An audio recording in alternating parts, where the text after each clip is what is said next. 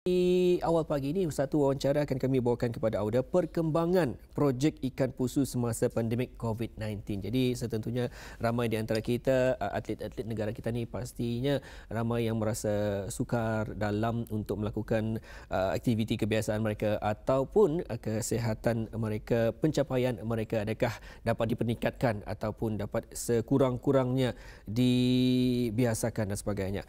Baik, pertemuan kita di hari ini bersama dengan narasumber kita 3 orang, yang mana yang pertama kita bersama dengan Mr. Mi Chia Swimming, pengurus bagi projek ikan pusu ini, dan juga yang seterusnya Tuan Awang Haji Omar bin Haji Jamil, Ketua Jurulatih, dan seterusnya bersama Tuan Muhammad Zainal Abidin bin Ismail, iaitu Ketua Jurulatih bagi Goalkeeper. Assalamualaikum Tuan dan selamat pagi. Selamat pagi. Alhamdulillah. Untuk pertama-tama mungkin dapat dijelaskan oleh pengurus sendiri, Mr. Mi Chia Swimming, akan apa sebenarnya projek ikan pusu ini?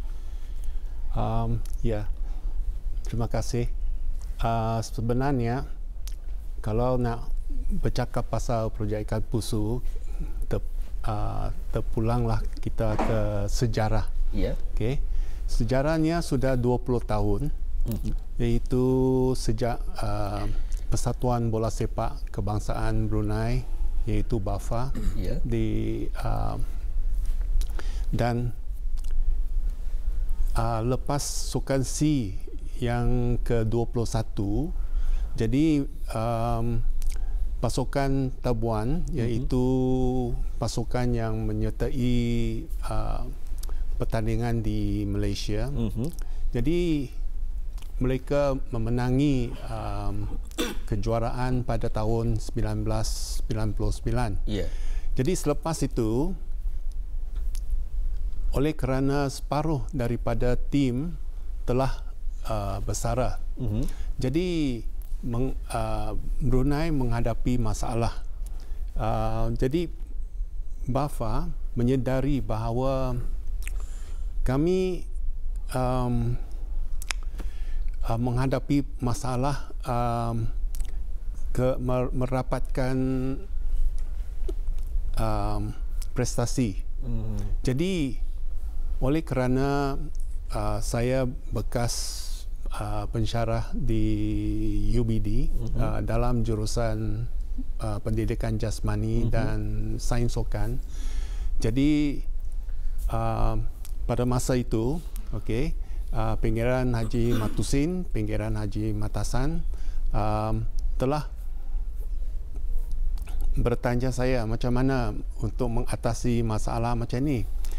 Jadi saya mengatakan bahawa caranya ialah melalui pembangunan bola sepak peringkat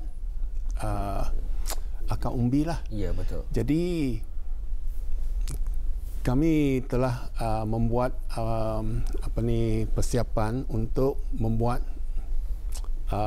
melakukan acara akar umbi ini sehingga ke peringkat yang baguslah. Tetapi apa yang berlaku ialah BAFA telah dibubarkan dan beberapa masalah telah timbul di mana sebenarnya kali ini bukan kali yang pertama, kali yang kedua yang di mana projek ini telah terpaksa diterkendalakan. Kerana pada masa itu FIFA tidak membenarkan BAFA untuk melaksanakan projek ikan pusu ini. Dan sekarang juga COVID-19. Jadi selepas itu kami tidak dapat menjalankan apa-apa tugas. Jadi diambil alih oleh, kemudian ceritanya lah, diambil alih oleh Persatuan Bola Sepak sekarang, iaitu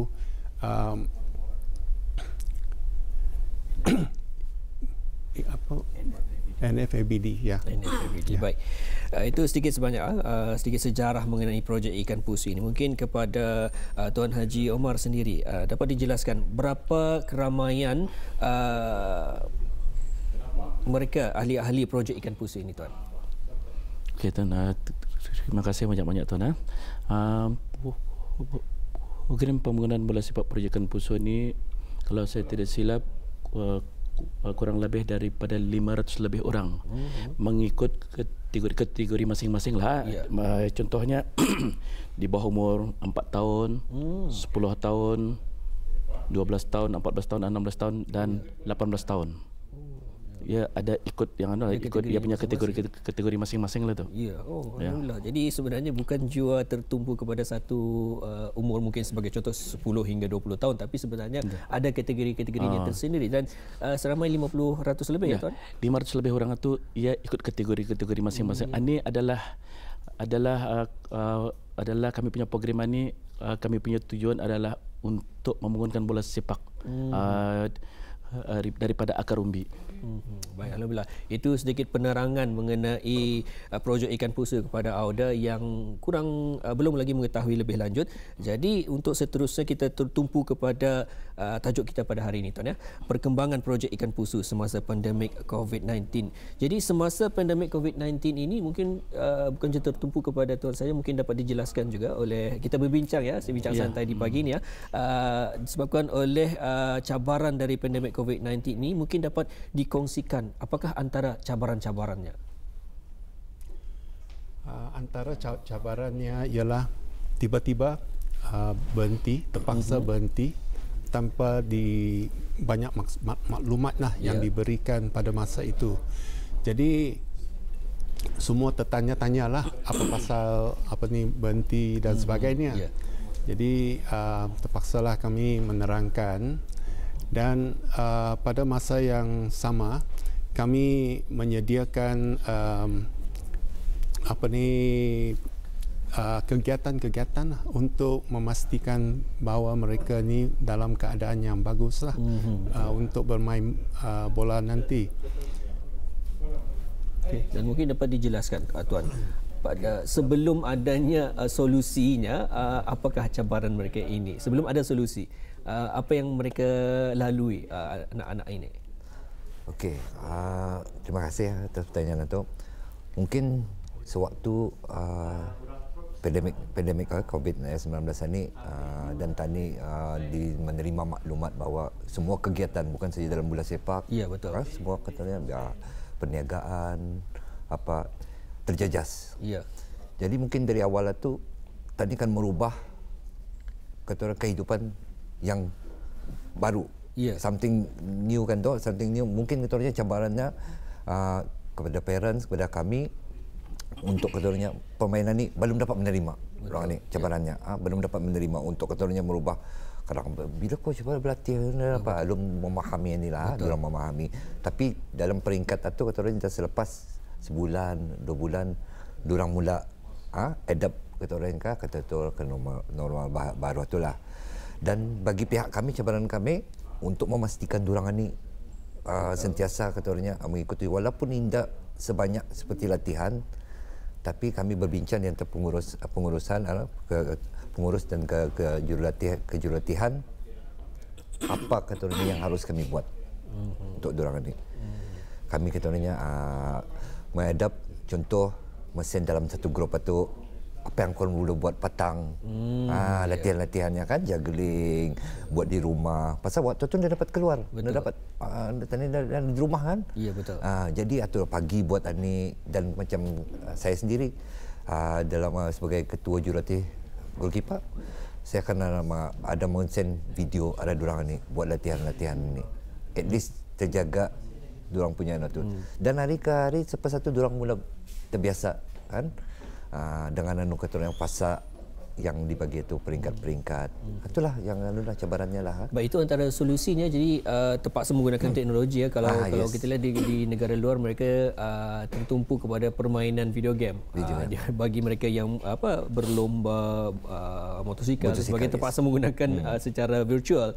Jadi kalau Kalau anak-anak Ketani ini, adakah mereka ini juga menggunakan secara virtual ataupun itu kurang untuk Ketani guna pakai? Kerana memang sukarlah kalau kita lihat sebagai goalkeeper, bagaimana untuk ia mengekalkan kecergasannya, Tuan? Memang seperti yang saya maklumkan tadi kan, Tuan. Saya pun keturunnya belajar dari melihat ke waktu COVID itu daripada YouTube keturunnya macam mana goalkeeper dalam training diorang latihan untuk untuk mengedap. Jadi saya ambil sana, saya contohkan saya bagi arah diorang untuk membuat sejak keturunnya. Mesti keturunnya seperti macam di Padang, diorang diving apa tu. At least di rumah diorang melakukan barang-barang tu dengan bulan masing-masing, dengan membuat keturunnya pergerakan-pergerakan. Yang penting waktu tu yang harus yang dijaga diorang keturunnya, at least stamina diorang, basic diorang tu masih ada. Bersiap tangkapan apa tu kan, jaga kesihatan. Maklumlah sewaktu keturunnya pandemik itu mula jadi diorang di rumah. Betul. Keturunnya diorang di rumah macam saya sendiri macam di rumah menjadi keturunnya habit. Mungkin ini kenyataannya sewaktu tu keturunnya dapur makan minum lihat TV. Betul. Jadi baru warming up warming up malas ko. Jadi kami pihak jurutian membagi maklumat arah keturunnya ibu bapa penjaga dan macam saya ni pemain-pemain tu. Dan saya pastikan keturunnya bukan hanya mengantar video tu, tapi juga saya membagi durang tas. Berapa set kamu buat dan ini apa kan? Kalau dapat kamu send apa yang kamu buat itu suruh gambar, saya arah coach balik arah Jadi alhamdulillah durang mampu keturunnya durang mampu buat dan keturun mengadaptasi normal baru itulah. Alhamdulillah. Ya. Perkara juga ini mesti dibantu oleh ibu bapa. Sebabnya anak-anak ni masih di bawah umur. Jadi in case sekiranya ada injak cedera ke apa kan, tapi ini mesti dibantu juga oleh ibu bapa mereka masing-masing lah, ataupun abang-abang dorang, kakak dorang. Jadi di bawah bimbingan orang dewasa juga ya. Permakanan kami pun bukan saja dalam latihan permakanan. Kerana kanak-kanak ni seperti yang tadi kita ketahui sudah di rumah apa saja kan orang makan kan. Betul. Apa saja Jadi ada juga pemain yang katanya dapat dilihat badan katanya semakin naik atau. Jadi di sana juga kami mau kita arah ibu bapa menjaga untuk menjaga jual permakanan dorang ni. Pasal barang ni sewaktu pandemik ni tadi dia tahu bila ya kan hari ke hari katanya bila ya katanya ya kan okey turun naik kan. Jadi dia tadi tahu bila kan mula latihan itu. Jadi kami sudah mempertimbangkan mungkin kalau berbulan-bulan ni macam ni, apalagi yang seperti tadi ketahui ada yang memberitahu mungkin hujung tahun depan apa kan. Jadi membuatkan kami sana fikir makanan mungkin risau ni. Makanan ni harus dijaga. Baik, betul lah antara inisiatif yang telah pun dilaksanakan oleh pihak projek Ikan Pusa, pengurusan projek Ikan Pusa. Mungkin kita seterusnya bersama dengan Mr. Micah Swimming ataupun juga Tuan Haji Omar mungkin dapat menjelaskan lebih lanjut bagaimana menilai kita menilai peserta-peserta ini ataupun mereka-mereka ini, anak-anak ini di projek Ikan Pusu semasa pandemik COVID-19. Adakah prestasi mereka semakin menaik ataupun kurang dan sebagainya? Macam mana menilai? Sebenarnya kalau dipandang dari segi penilaian, memang kami tidak tahu sebab mereka semua berada di rumah masing-masing. Dan oleh itu kami cuba memantaulah keadaan, okey, dan memberi pandangan dan maklumat yang sewajarnya untuk membantu mereka lah.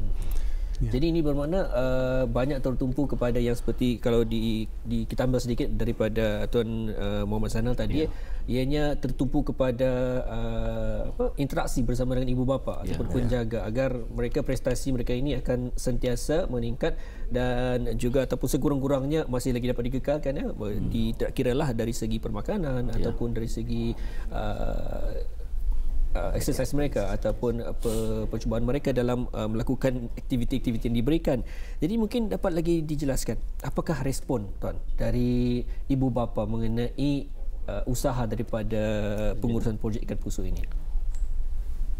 Okey. Respon okey. Sehingga hari inilah kami menerima respon itu seperti yang saya maklumkan tadi dari awal pun betulnya alhamdulillah kerjasama dari ibu bapa penjaga tu dengan kami dapat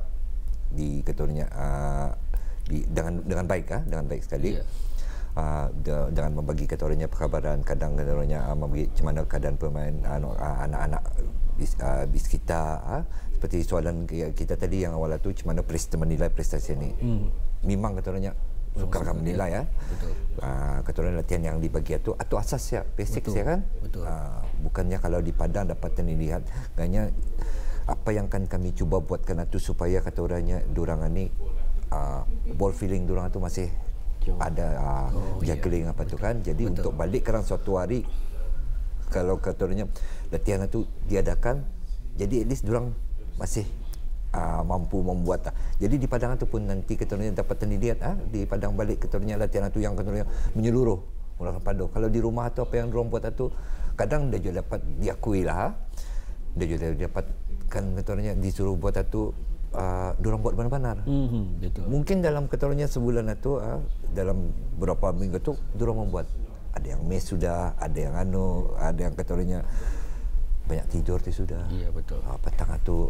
Jadi sehingga sewaktu tu memang katanya kami tegaskan menekan arah katanya ibu bapa penjaga itulah untuk memastikan bukan saja untuk ni untuk bola sepak tapi kehidupan yang sehat betul kan, kehidupan sehat kerana berkurang berkurang. Jadi itu salah satunya dengan adakan exercise, dengan mengadakan itu kesihatan durang pun terjaga, minta durang pun untuk belajar apa ni katanya cergas, makanan durang pun terjaga. Tapi alhamdulillah ada respon yang baiklah. Tapi Jotona betul. Ada dalam macam separuh daripada ibu bapa itu juga ada juga mengatakan dengan adanya apa ni penyakit ni kan, penyakit COVID ni sekurang-kurangnya anak-anak mereka mengulang kaji pelajaran. Itu ada lah daripada sana ada orang ada kebaikan sebab bulan Ogos September Oktober ini ada exam kan dalam peperiksaan. Jadi sekurang-kurangnya ada orang tu banyak tertumpuk kepada mengulang kaji pelajaran. Jadi ini boleh dikatakan rehat daripada aktiviti mereka.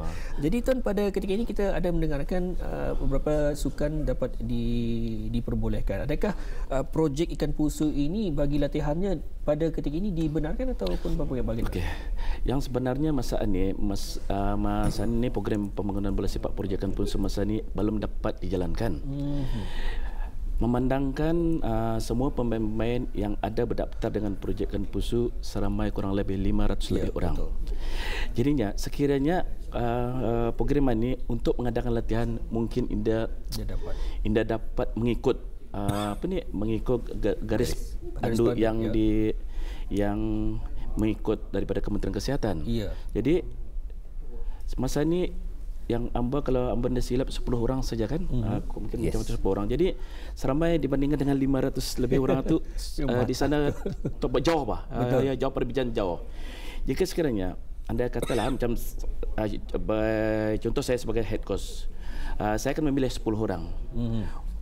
Mungkin selebih-lebihnya yang di belakangan ini akan kenapa kami tidak dipilih, kenapa kami indah. Jadi bertentangan di sana tu kan. Jadi untuk yang seadil-adilnya kami punya program ini untuk sementara waktu ini stop dulu.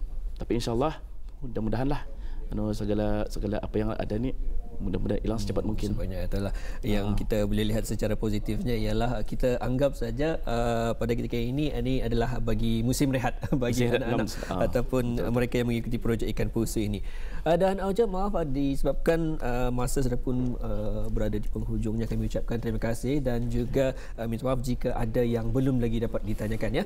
Baik, kita ucapkan terima kasih kepada Mr. Mi Chia Siu Ming, pengurus bagi projek ikan pusu, kepada Tuan Awang Haji Omar bin Haji Jamil, Ketua Jurulatih, dan juga Tuan Muhammad Zainal Abidin dan Abin Ismail, Ketua Jurulatih Goalkeeper. Terima kasih Tuan. Assalamualaikum. Waalaikumsalam.